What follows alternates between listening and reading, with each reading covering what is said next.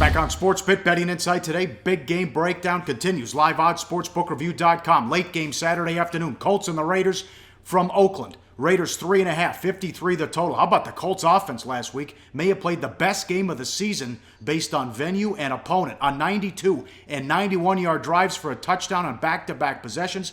They added an 88-yard drive later on. The first half, they ran 47 plays to 11. What a performance by the Colts. Didn't see that one coming.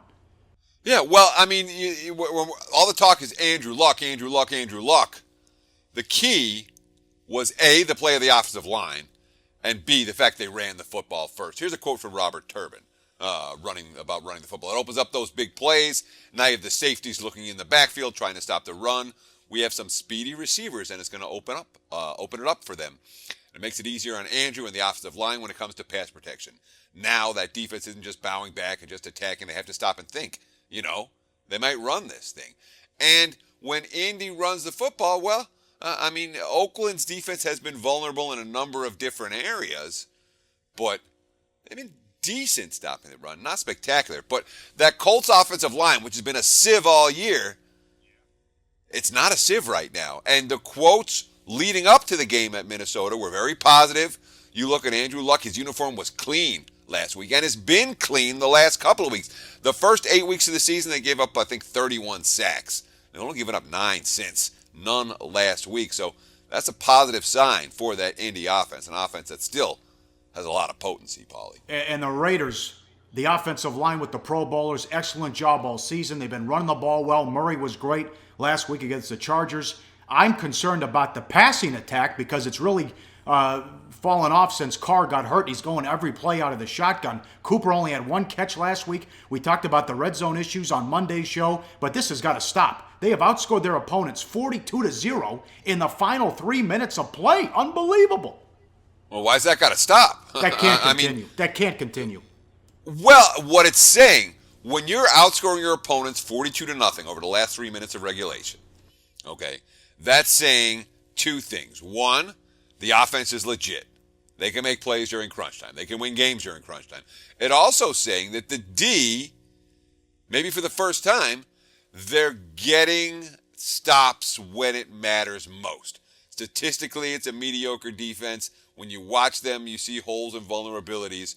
But during crunch time, with the game on the line, that defense has stepped up again and again and again this season. That's why Oakland is where they are right now. You talk about Carr and the issues on the offense. I mean, the last 2 games, the offense hasn't worked. They went to Kansas City on a short week, and the Chiefs really shut them down. Last week against San Diego, there was a ton of missed chances and missed opportunities and red zone failures and drop passes and slightly off. Now they're back home. They're going up against the weakest defense of the 3.